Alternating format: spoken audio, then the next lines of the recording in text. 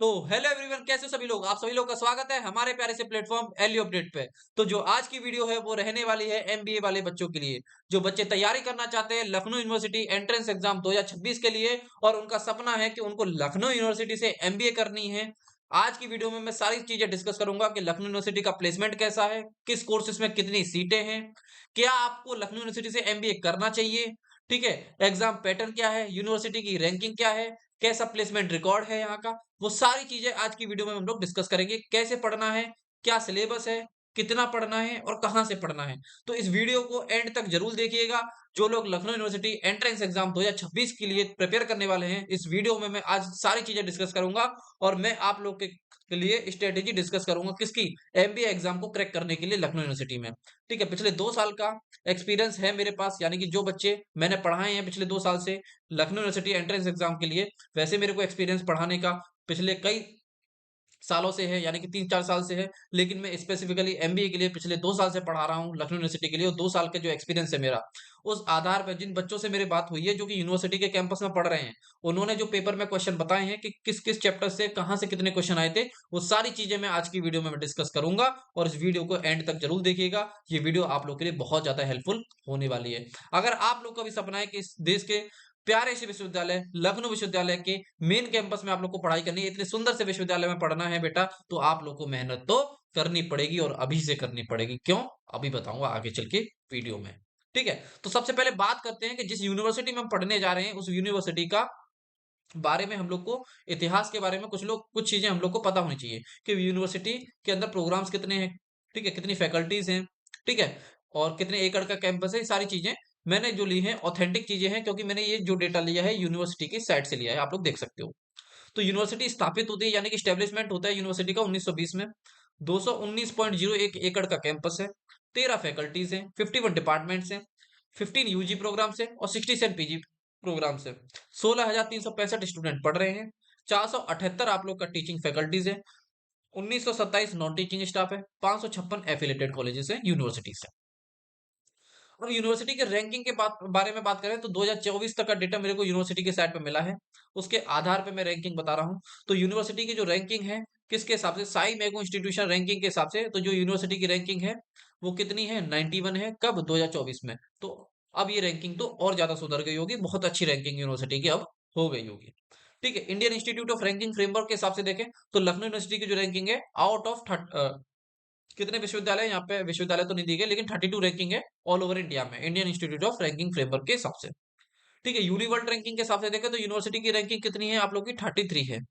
ठीक है, 33 रैंकिंग है। चलो, अब बात करते हैं कि एप्लीकेशन फॉर्म कब आता है यूनिवर्सिटी का। तो लगभग लगभग, मतलब ये जितनी भी डेट्स है, कैसी टेंटेटिव डेट्स है, ठीक है, यानी कि जो चीजें होती है इसी के अराउंड होती है। तो लगभग लगभग आप लोग का अप्रैल फर्स्ट वीक कह लो, 7 अप्रैल के आसपास इसका आप लोग का एंट्रेंस एग्जाम का फॉर्म आ जाता है। ठीक है, 25 तारीख भरने की लास्ट डेट होती है, यानी कि आप कह सकते हो मई के थर्ड वीक में या फोर्थ वीक में आप लोग की लास्ट डेट होती है भरने की। ठीक है, और आप लोग की करेक्शन विंडो है, वो कब ओपन होती है, 2 जून से लेके 8 जून तक करेक्शन विंडो होती है, यानी कि जिन्होंने कुछ फॉर्म में गलती कर दी है तो इस डेट तक वो सुधार सकते हैं, यानी कि अप्रॉक्स आप जान सकते हो कि जून फर्स्ट वीक में आप लोग के करेक्शन विंडो होती है ओपन। एडमिट कार्ड आप लोग का 15 जून तक आ जाता है, यानी कि सेकंड वीक ऑफ जून तक आप लोग का क्या है, एडमिट कार्ड आ जाता है। एंट्रेंस एग्जाम आप लोग का 20 जून तक होता है, यानी कि थर्ड वीक ऑफ जून के आसपास आप लोग का एंट्रेंस एग्जाम होगा। ठीक है, और जुलाई में आप लोग देखोगे कि आप लोग की आंसर की आएगी, फिर आप लोग का क्या होगा, रिजल्ट आ जाता है, और फिर काउंसलिंग होती है 30 जुलाई के बाद, यानी कि अगस्त के आसपास आप कह सकते हो कि आप लोग की काउंसलिंग स्टार्ट होगी। ठीक है, इससे पहले भी हो सकती है। ठीक है, चलो, ये टेंटेटिव डेट्स हैं। अगर एप्लीकेशन फॉर्म की फीस की बात करें, ठीक है, तो बेटा आप लोग की जनरल एंड ओबीसी की फीस है आप लोग की 1000 रुपी। ठीक है, और आप लोग क्योंकि एमबीए की तैयारी कर रहे हो, तो एमबीए की जो फॉर्म की फीस है 1500 है जनरल एंड ओबीसी के लिए, और एससी एसटी कैटेगरी वाले बच्चों के लिए 500 रुपए फीस। ठीक है, विदाउट लेट फीस है। चलो, बात करें कि क्वालिफिकेशन क्या चाहिए, तो क्वालिफिकेशन क्या चाहिए, पीजी में एडमिशन लेने के लिए आपके पास एक बैचलर डिग्री होनी चाहिए। ठीक है, और आपके पास एटलीस्ट 45% मार्क्स होने चाहिए, किसमें, आप लोग की बैचलर्स डिग्री में। ठीक है, बैचलर्स डिग्री में आप लोग के 45% मार्क्स होने चाहिए, और 40% मार्क्स होने चाहिए जो बच्चे एससी एसटी कैटेगरी से बिलोंग करते हैं। ठीक है, एग्जाम पैटर्न की बात करें तो बेटा टोटल 100 क्वेश्चन आप लोग से पूछे जाएंगे, हर एक क्वेश्चन 2 मार्क्स का होगा। टोटल पेपर की बात करो, तो 200 मार्क्स का पेपर है आप लोग का। ठीक है, एमसीक्यू फॉर्मेट में होगा, किस पे होगा, ओएमआर बेस्ड होगा। ठीक है, ओएमआर बेस्ड पेपर होगा। 1.5 घंटा आप लोग को टाइम मिलेगा पेपर को सॉल्व करने के लिए। और सबसे जो बात है अच्छी यहाँ पे कि यहाँ पे नेगेटिव मार्किंग नहीं है, और एग्जाम के कंपैरिजन में यहाँ पे नेगेटिव मार्किंग नहीं है। इसलिए यहाँ पे क्या होती है, कट ऑफ ज्यादा जाती है, क्योंकि जाहिर सी बात है जब नेगेटिव मार्किंग नहीं होगी तो कट ऑफ तो ज्यादा जाएगी। ठीक है, तो एग्जाम पैटर्न क्या है, 100 क्वेश्चन आने हैं, 200 मार्क्स का पेपर, यानी कि एक क्वेश्चन 2 मार्क्स का आता है। ओएमआर बेस्ड पेपर होगा, 1.5 घंटे मिलेंगे सॉल्व करने के लिए, और कोई भी नेगेटिव मार्किंग है नहीं, इसलिए यहाँ पे कट ऑफ थोड़ी सी ज्यादा रहती है। अगर नंबर ऑफ सीट की बात करें बेटा, तो जो आपका लुम्बा है यानी कि एलयूएमपी जिसको हम कहते हैं, इसमें आप लोग की टोटल 60 सीटें हैं रेगुलर वालों के लिए। इनकी जो फीस रहने वाली है 48,000 रुपए पर सेमेस्टर के हिसाब से रहने वाली है, लगभग लगभग 120 सीटें हैं जो सेल्फ फाइनेंस हैं, जिनकी सीट इनकी जो फीस है 81,000 रहने वाली है पर सेमेस्टर। अब आप कहोगे रेगुलर सेल्फ फाइनेंस में अंतर क्या होता है, बेटा जो रेगुलर सीट होती है इस पे क्या होती है, जो आप लोग की कह सकते हो कि फीस कम रहती है, और जो सेल्फ फाइनेंस सीट होती है इस पे फीस थोड़ी सी ज्यादा रहती है। बाकी चीजें आप लोग को सेम पढ़ाई जाएंगी, है ना, जो रेगुलर वाले बच्चों को जो चीजें पढ़ाई जाएंगी वो आप लोग को भी पढ़ाई जाएंगी। ठीक है, बस यहाँ पे फीस का डिफरेंस आ जाता है सेल्फ फाइनेंस और रेगुलर में। अगर हाँ, एक चीज और है, यहाँ पे जो एलयूएमबी में जो आपकी एमबी होती है वो जनरल एमबी होती है। ठीक है, जनरल एमबी होती है, और यहाँ पे जो आप लोग को स्पेशलाइजेशन मिलता है वो आप लोग का 3rd सेमेस्टर से अलॉट होता है। जैसे आप लोग को स्पेशलाइजेशन कैसे एचआर में करना है, फाइनेंस में करना है, मार्केटिंग में करना है, तो आप लोग 3rd सेमेस्टर से ऑप्ट कर सकते हो। ठीक है, थर्ड सेम से ऑप्ट कर सकते हो स्पेशलाइजेशन को। ठीक है, दूसरा कराता है डिपार्टमेंट ऑफ कॉमर्स, जिसमें 60 सीटें होती हैं, इसकी फीस 81,000 के आसपास है। इसमें भी यही है, स्पेशलाइजेशन आप लोग को 3rd सेमेस्टर से मिलता है देखने के लिए। लेकिन एक है आप लोग का सेकंड कैंपस में जो चलता है आईएमएस। ठीक है, ये सेकंड कैंपस में चलता है जानकीपुरम में। ठीक है, इसमें जो सीटें हैं, एचआर में 60 सीटें हैं, फाइनेंस में लगभग लगभग 60 सीटें हैं, मार्केटिंग में 120 सीटें हैं, इंटरनेशनल बिजनेस में 60 सीटें हैं, बिजनेस एनालिटिक में 60 सीटें हैं, और यहाँ पे एक टूरिज्म का कोर्स चलता है एमटीटीएम, यहाँ पे भी 60 सीटें हैं, और एमटीटीएम की फीस लगभग लगभग 30,000 रुपए पर सेमेस्टर के हिसाब से है, लगभग लगभग। ठीक है, और यहाँ पे जो आप लोग को स्पेशलाइजेशन मिल जाता है, इसमें यही खास है कि यहाँ पे स्पेशलाइजेशन आप लोग का पहले सेमेस्टर से मिल जाता है। अब आप कहोगे कि भैया हम टारगेट किसको करें, तो बेटा मैं बताऊं आप लोग को टारगेट जो करना है, आप लोग को जो प्रायोरिटी में रखना है लखनऊ यूनिवर्सिटी के अंदर, वो आप लोग को सबसे पहले रखना है लुम्बा को, क्योंकि यहाँ का प्लेसमेंट रिकॉर्ड बहुत अच्छा है एज कम्पेयर टू आईएमएस और आप लोगों को डिपार्टमेंट ऑफ कॉमर्स के हिसाब से यहाँ का प्लेसमेंट रिकॉर्ड अच्छा है। अगर मैं यहाँ पे एलयूएमबी इस पे लुम्बा की बात करूं, तो लगभग लगभग आप लोग का कह सकते हो कि 12 से लेके 12 लाख आपका हाईएस्ट पैकेज तक चला जाता है, और 3.5 एलपीए के आसपास आप कह सकते हो एवरेज पैकेज रहता है। ये आप लोग का एवरेज पैकेज रहता है यहाँ पे, और ये हाईएस्ट के आसपास रहता है, इससे ज्यादा भी जाता है, कभी एक बार 14 लाख के आसपास भी गया था। ठीक है, अब जो यूनिवर्सिटी की साइड पे जाओगे तो वहां पे प्लेसमेंट की जो रिपोर्ट है 2023 तक की है, 2023 के बाद उन्होंने अपडेट नहीं की है। लेकिन जो सुनने में आता है उस हिसाब से मैं बता रहा हूँ कि 12 एलपीए तक आप यहाँ पे कह सकते हो कि आप लोगों को हाईएस्ट प्लेसमेंट मिल जाएगा। ठीक है, हाईएस्ट प्लेसमेंट मिल जाएगा, और आप लोगों को 3.5 लाख तो एवरेज पैकेज यहाँ पे ठीक है रहता है। पहले आप लोग को टारगेट करना है एलयूएम लुम्बा, और इसमें भी क्या टारगेट करना है, आप लोग को रेगुलर सीट मिल जाए वो बेहतर है आप लोग के लिए। दूसरे नंबर पे टारगेट करना है आप लोग को डिपार्टमेंट ऑफ कॉमर्स को, जिसको हम कहते हैं डीओसी। यहाँ पे भी 60 सीटें हैं। यहाँ के अगर मैं पैकेज की बात करूं, प्लेसमेंट की बात करूं, तो बेटा यहाँ पे 8 एलपीए से लेके कह सकते हो 3.5 एलपीए तक हो जाता है। तो यहाँ पे थोड़ा सा प्लेसमेंट कम रहता है एज कम्पेयर टू एलयूएमबीए के, है ना। तो यहाँ पे आप इसको भी टारगेट कर सकते हो। फिर तीसरे नंबर पे आता है आईएमएस। अब आईएमएस में स्पेशलाइजेशन तो बहुत है बेटा, लेकिन यहाँ पे क्या है, यहाँ पे प्लेसमेंट का रिकॉर्ड एज कम्पेयर टू एलयूएमबी और डीओसी के कंपैरिजन में थोड़ा सा कम है। यहाँ पे आप एक्सपेक्ट कर सकते हो 6 से 7 मैक्सिमम कह सकते हो 6 लाख से लेके, और यहाँ पे आप लोग का 2.5 लाख तक चला जाता है एलपीए, है ना। तो ये पैकेज आप लोग का रहता है यहाँ पे आईएमएस में। सबसे ज्यादा जो अच्छा पैकेज रहता है वो लुम्बा का रहता है, और मैक्सिमम बच्चे इसको टारगेट करते हैं। तो आप लोग को कितना कितना इसको चाहिए बेटा, अगर आप एलयूएमबीए को टारगेट कर रहे हो, लुम्बा को टारगेट कर रहे हो, तो आप लोग आज के समय में मान के चलो 150 प्लस आप लोग को सोच के चलना पड़ेगा। डीओसी को आप लोग टारगेट कर रहे हो तो आप लोग को सोचना पड़ेगा 135 प्लस। और आप आईएमएस को टारगेट कर रहे हो क्योंकि यहाँ पे सीटें ज्यादा रहती हैं, तो यहाँ की कट ऑफ थोड़ी सी कम रहती है, तो 120 प्लस आप कह सकते हो यहाँ पे आईएमएस आपको चाहिए तो टारगेट करना पड़ेगा। क्यों, क्योंकि यहाँ पे नेगेटिव मार्किंग है नहीं, और आप लोग को पढ़ना तो पड़ेगा, जाहिर सी बात है भाई, इतनी तो कट ऑफ जा सकती है ना, इसकी इतनी कट ऑफ तो जा सकती है। यहाँ पे एप्लीकेंट्स की बात करो तो हर साल मेरे हिसाब से यहाँ पे ठीक है एप्लीकेंट्स की संख्या करीब 8,000 से कह सकते हो, यानी कि 10,000 से ऊपर ही रहती है ना, 10 11 12,000 तक भी चली जाती है, तो 12 की अप्रोक्स रहती है, 12,000 अप्रोक्स, तो 12 के अप्रोक्स रहती है। और देख रहे हो सीटें कम है। ठीक है, सीटें यहाँ पे कम है। ठीक है, सीटें कम है भाई, यहाँ पे तो देखोगे तो रेगुलर की 60 ही सीटें हैं। ठीक है, इसमें स्पेशलाइजेशन इनमें 60, किसी में 120, इस तरीके से सीटें।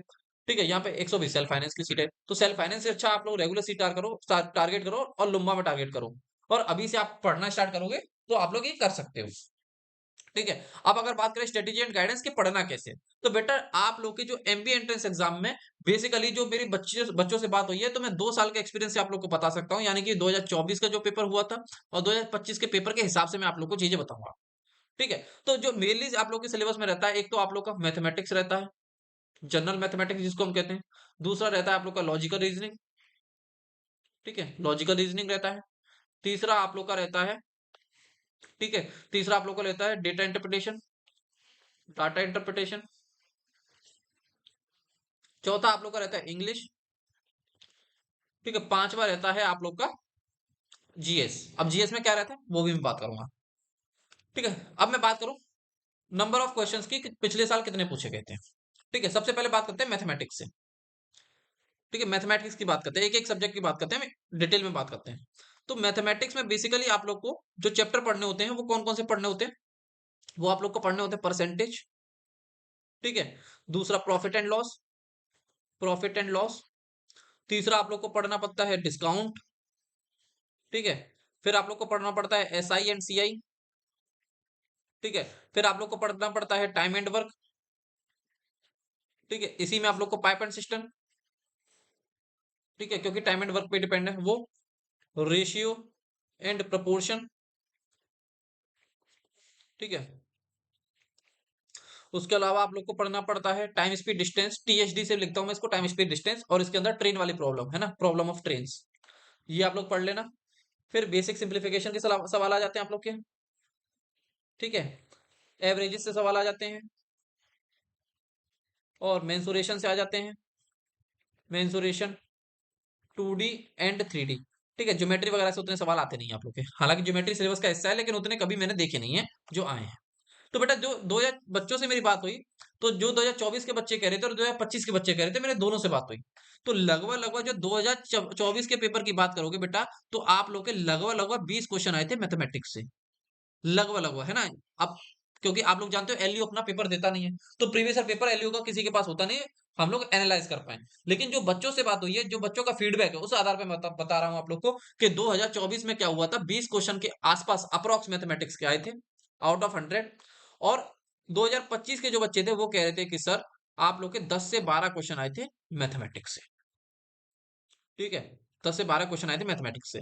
तो आप देख सकते हो 2024 में उन्होंने मैथ्स की क्वेश्चन की संख्या ज्यादा रखी, 2025 में थोड़ा सा मैथ्स की संख्या इन्होंने कम कर दी। लेकिन फिर भी अगर इसे on the in the end conclusion निकाली जाए, तो आप कह सकते हो कि आप लोग के 15 से 20 क्वेश्चन के बीच में अप्रोक्स आप लोग के मैथमेटिक्स सेक्शन से पूछे जाएंगे, जिसमें से भी सबसे ज्यादा इंपॉर्टेंट रहता है परसेंटेज से एक सवाल के आसपास आ जाता है, प्रॉफिट लॉस और डिस्काउंट मिला के एक दो सवाल आ जाते हैं आप लोग के, टाइम एंड वर्क से एक सवाल आ जाता है, एसआईसीआई से एक से दो सवाल आ जाते हैं, जिसमें टाइम स्पीड डिस्टेंस से दो तीन सवाल आ जाते हैं, एक सवाल से सिंप्लीफिकेशन से आ जाता है, एक दो मेंसुरेशन से या ज्योमेट्री से आ जाता है, इस तरीके से। ठीक है, ऐसे आ जाते हैं आप लोग के। ठीक है, ये आप लोग कह लो बेसिक अर्थमेटिक जो है ना, अर्थमेटिक पोर्शन पे आप लोग को ज्यादा फोकस करनी है, एडवांस पोर्शन पे कम। एडवांस में मेंसुरेशन के फॉर्मूले देख जाओगे तो भी उस पेपर को, उन क्वेश्चंस को लगा सकते हो, बहुत इजी क्वेश्चन पूछे जाते हो। बाकी ये जो पोर्शन है percentage, profit loss, discount, SI CI, time and work, pipe and cistern, ratio proportion, time speed distance, ये आप लोग का बेसिक अर्थमेटिक का पोर्शन है, और इस पोर्शन को आपको अच्छे से करना है। ठीक है, तो यहां से आप लोग मैथमेटिक्स कर लोगे। अब बात करते हैं लॉजिकल रीजनिंग की। लॉजिकल रीजनिंग की बात कर लेते हैं, लॉजिकल रीजनिंग की। ठीक है, लॉजिकल रीजनिंग में बात करो, तो आप लोग को पढ़ना पड़ता है कोडिंग डिकोडिंग। ठीक है, कोडिंग डिकोडिंग पढ़ना होता है आप लोग को। ठीक है, दूसरा आप लोग को पढ़ना पड़ता है लेटर सीरीज, लेटर सीरीज। तीसरा आप लोग को पढ़ना पड़ता है एनालॉजी। ठीक है, ऑड वन आउट। ठीक है, चैप्टर्स के नाम लिख रहा हूं मैं आप लोग के। एनालॉजी भी आप लोग के लेटर्स की और नंबर्स की अलग अलग आप पढ़ना। ठीक है, यहाँ पे आप लोग ऑड वन आउट, क्लासिफिकेशन। ठीक है, नंबर सीरीज, ये पढ़ना है आप लोग को। ठीक है, missing number, number series, missing number, आप लोग को डिक्शनरी। ठीक है, डायरेक्शन डिस्टेंस,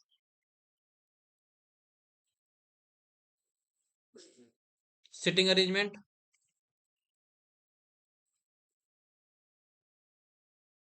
ठीक है, और ब्लड रिलेशन। ठीक है, एनालिटिकल रीजनिंग, रीजनिंग, और आप लोग का एनालिटिकल रीजन और non verbal reasoning, non verbal reasoning. तो ये आप लोग को 13 से 14 चैप्टर पढ़ने होते हैं, ठीक है। जिसमें से अगर बात करूं तो कोडिंग डिकोडिंग से फिक्स है, एक दो सवाल आ जाते हैं। एनालॉजी से एक दो सवाल फिक्स आ जाते हैं, ठीक है। नंबर सीरीज और मिसिंग नंबर से एक दो सवाल फिक्स आ जाते हैं आप लोग के। ऑड वन आउट से एक आध क्वेश्चन आ जाता है। डायरेक्शन से फिक्स एक क्वेश्चन आएगा आप लोग का। ब्लड रिलेशन से फिक्स एक दो क्वेश्चन आ जाते हैं, और एनालिटिकल रीजनिंग से एक दो क्वेश्चन आ जाते हैं, और नॉन वर्बल से एक दो क्वेश्चन आ जाते हैं, ठीक है। अगर मैं बात करूं तो 2024 में लगभग लगभग आप लोग के 10 क्वेश्चन रीजनिंग से आए थे, और 2025 में आप कहोगे, 2025 में मेरे हिसाब से जो बच्चों ने बताया था 8 से कह सकते हो 7 से 8 क्वेश्चन आपके रीजनिंग के आए थे, ठीक है। तो रीजनिंग का ये वेटेज आप लोग कह सकते हो कि रहता है, इतना वेटेज रहता है आप लोग का लगभग लगभग। जिसमें से कोडिंग कुछ चैप्टर आप अच्छे से कर जाओ तो भी आप लोग का काम हो जाएगा। जैसे कोडिंग डिकोडिंग से एक से दो सवाल आ जाते हैं, ब्लड रिलेशनशिप से एक दो सवाल आ जाता है, एनालिटिकल रीजनिंग से एक से दो सवाल आ जाता है, नॉन वर्बल से एक से दो सवाल आ जाता है कभी कभी, है ना। अब एक आ जाता है, कभी दो आ जाते हैं, है ना। मिसिंग नंबर और नंबर सीरीज यहाँ से फिक्स है, सवाल आ जाता है एक दो सीरीज के लिए, है ना। सीरीज वाले क्वेश्चन आ जाते हैं। ऑड वन आउट से एक सवाल के आसपास आता है। डायरेक्शन डिस्टेंस से एक सवाल आ जाता है, और सिटिंग अरेंजमेंट से एक के आसपास आ जाता है। तो ये इनका वेटेज रहता है। लेटर सीरीज से और डिक्शनरी से थोड़े से कम आते हैं, लेकिन आ जाते हैं, ठीक है। तो ये रीजनिंग की बात होगी। अब बात करते हैं डेटा इंटरप्रिटेशन की। डाटा इंटरप्रिटेशन की बात करते हैं। देखो, डाटा इंटरप्रिटेशन कुछ अलग ही नहीं है। ये आप लोग का as a part of mathematics ही है, as a part of mathematics ही है। इसमें क्या आता है, आप लोग को पढ़ना होता है, आप लोग के देखो पाई चार्ट, ठीक है। इसमें डाटा को इंटरप्रिटेट करना सीखना है आप लोग को। टेबुलर डेटा, ठीक है, टेबुलर, ठीक है, टेबुलर डीआई पढ़नी होती है आप लोग को। बार ग्राफ, ठीक है, हिस्टोग्राम, और आप लोग का मिक्स्ड डीआई, ठीक है, मिक्स्ड डीआई। तो ये आप लोग को पढ़ना पड़ता है। टेबुलर, बार ग्राफ, हिस्टोग्राम और एक लाइन ग्राफ, ठीक है, लाइन ग्राफ, ये पढ़ना पड़ता है। मिक्स्ड, मिक्स में क्या होता है, एक पाई चार्ट के साथ बार दे दिया, पाई के साथ टेबल दे दिया, इस तरीके से मिक्स कर देते हैं। यहाँ पे अगर मैं बात करूं तो बेटा 2024 में अब भी आप लोग के दो सेट आए थे, ठीक है, दो सेट आए थे। और यहाँ पे 2025 में भी दो सेट आए थे, ठीक है। लेकिन यहाँ पे जो दो सेट आए थे आप लोग के 2024 वालों को तो याद नहीं था, लेकिन 25 वालों ने जिन्होंने कहा कि दो सेट आए थे तीन तीन क्वेश्चन के, यानी कि लगभग लगभग यहाँ से कितने आए थे, छह क्वेश्चन यहाँ से आए थे।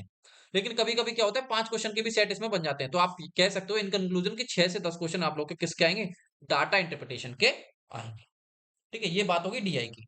जिसमें से अगर सबसे ज्यादा अगर मेरे से इंपॉर्टेंट कहोगे तो पाई चार्ट इंपॉर्टेंट है, लाइन ग्राफ इंपॉर्टेंट है, उसके अलावा टेबुलर डीआई है, इससे आ जाता है, मिक्स से भी आ जाता है। हालांकि आने को देखो इसमें कुछ भी आ सकता है ना, टेबुलर, पाई, लेकिन पढ़ना आपको सब है यहाँ पे, क्योंकि बहुत इजी होता है। क्योंकि अगर आप लोग के परसेंटेज, एवरेज और आप लोग के रेशियो के कॉन्सेप्ट क्लियर है तो डीआई आप लोग के लिए हलवा है एक तरीके से, है ना। ये सारी चीजें कर सकते हो, बार भी बहुत आसान रहता है, आप लोग कर सकते हो, बहुत ईजी है डीआई आप लोग का। तो डीआई तो आप लोग को करनी है। यानी कि आप आज से अगर एक से दो सेट डेली लगाओगे ना, एक से दो सेट डेली डीआई के लगाओगे, तो आप लोग इजीली एग्जाम में डीआई को कर सकते हो। डीआई बहुत ईजी रहती है। अब बात करते हैं इंग्लिश की। इंग्लिश की बात करते हैं बेटा, है ना। ये जितनी भी डिटेल मैं आप लोग को बता रहा हूँ ना, ये किसी भी चैनल पे आप लोग को देखने के नहीं मिलेगी, क्योंकि मैंने बच्चों से बात की है जो ऑलरेडी बच्चे सिलेक्टेड हैं और जो यूनिवर्सिटी में इस समय पढ़ रहे हैं, ठीक है। इंग्लिश की बात करूं तो इंग्लिश का जो सिलेबस सिलेबस होता है, एक तो रहता है वोकैब वाला पोर्शन। वोकैब वाले पोर्शन में होता है आप लोग के सिनोनियम्स, एंटोनियम्स, ठीक है, वन वर्ड सब्सटीट्यूशन, जिसको हम कहते हैं ओडब्ल्यूएस, यानी कि one word substitution, idiom phrases, idiom phrases, ठीक है, ईडियम फ्रेजेस। और आप लोग के हो गया स्पेलिंग एरर, स्पेलिंग एरर, ठीक है, सिनोनियम, antonym, one word substitution, idiom phrases, spelling error. ये आप लोग का होता है वोकेबलरी का पोर्शन। अगर मैं बेटा यहाँ से बात करूं इंग्लिश से, तो लगभग लगभग 20 से 25 सवाल आते हैं। क्यों? क्योंकि 2024 में 20 से आप लोग के 21 क्वेश्चन के आसपास आए थे, और 2025 में 25 क्वेश्चन अप्रोक्स आप लोग के इंग्लिश से आए थे। तो इंग्लिश आप लोग का कैसा है, मोस्ट इंपॉर्टेंट है। वोकेबलरी होगी, वोकेबलरी के अलावा दूसरा इंग्लिश में पोर्शन होता है ग्रामर। इंग्लिश में बेसिकली तीन कंपोनेंट होते हैं, ग्रामर, वोकेब और आरसी। तीसरा होता है आरसी। आरसी यानी कि रीडिंग कॉम्प्रिहेंशन, रीडिंग कॉम्प्रिहेंशन,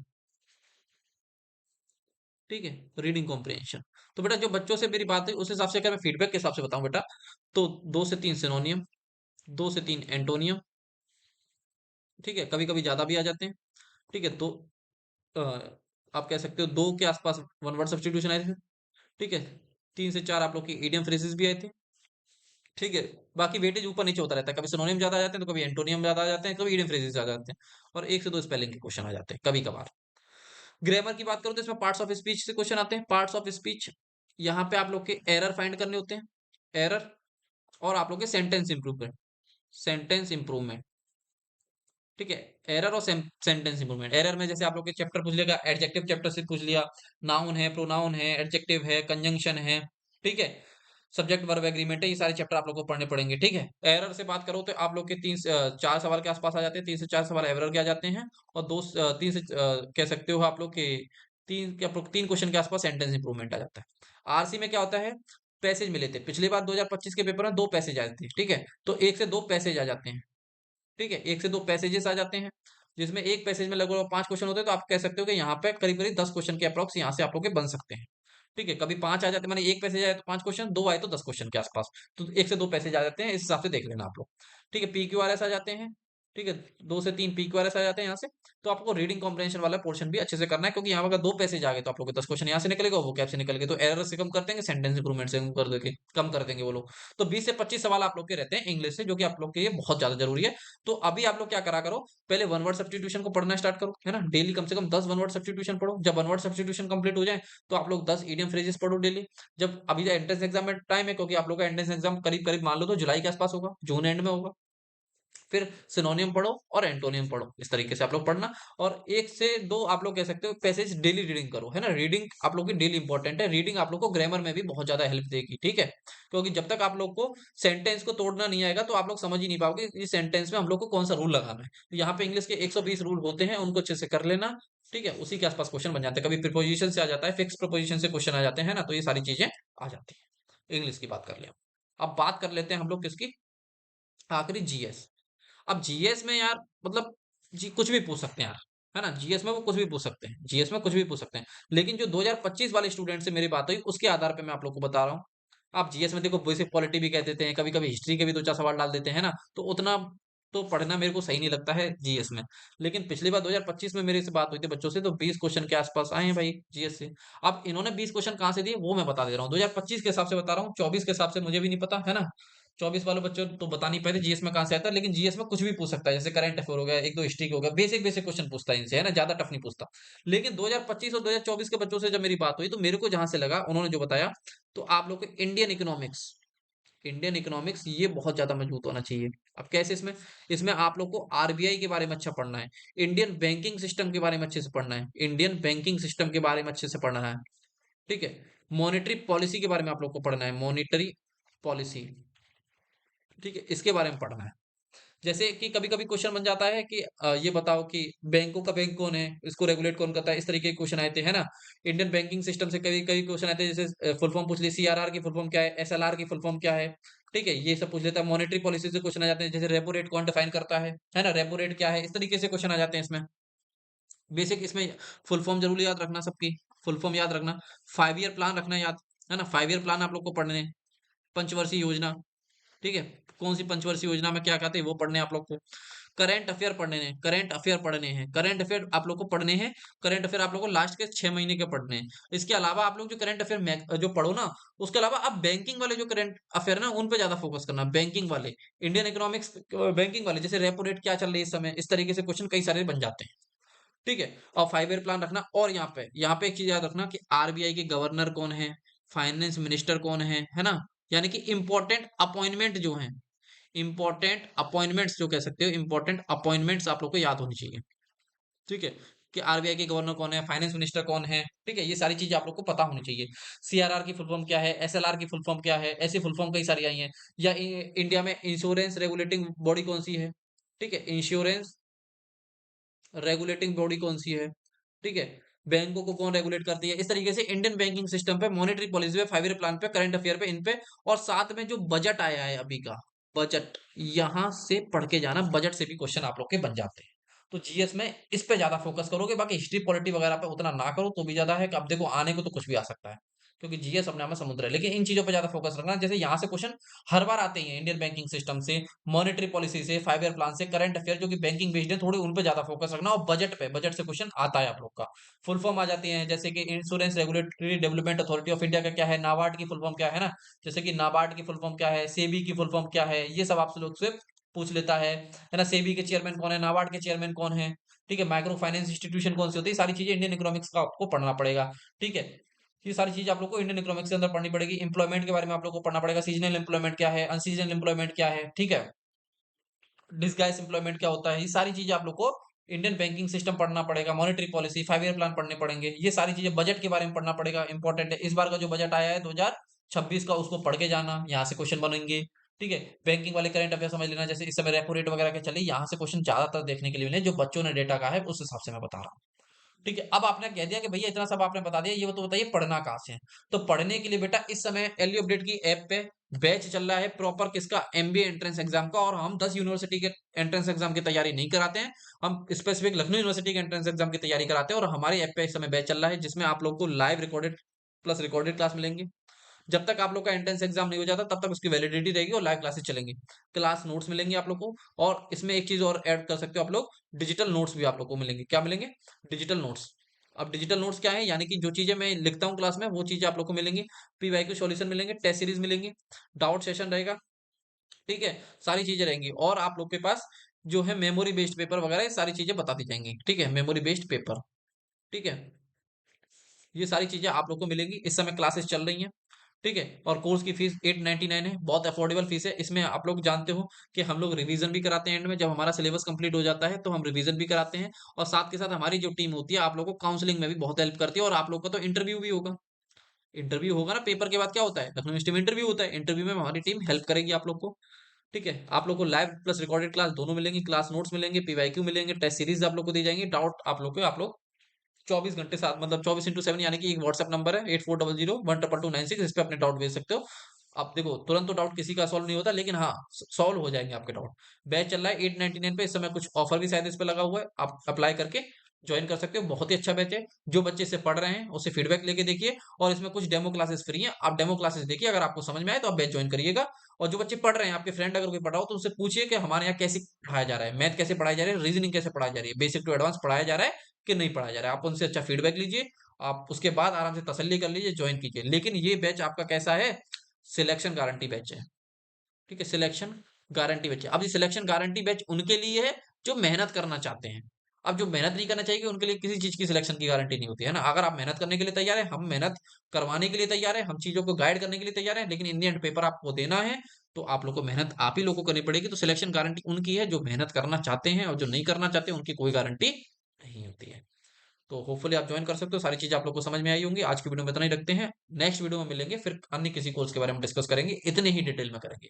तो आज की वीडियो में इतना ही, थैंक यू वेरी मच। ठीक है, तो होपफुली जो बच्चे इस वीडियो देखेंगे उनको वीडियो अच्छा लगा होगा, तो आप जो भी आप लोग के डाउट हो वो कमेंट में बता सकते हैं। और आप लोग जल्द से जल्द बैच को ज्वाइन कर लीजिए, क्योंकि वहां पर चैप्टर्स चल रहे हैं। बाद में करोगे आप लोग का नुकसान है। ठीक है, बाकी आप लोग समझदार हो। Thank you very much. चलो।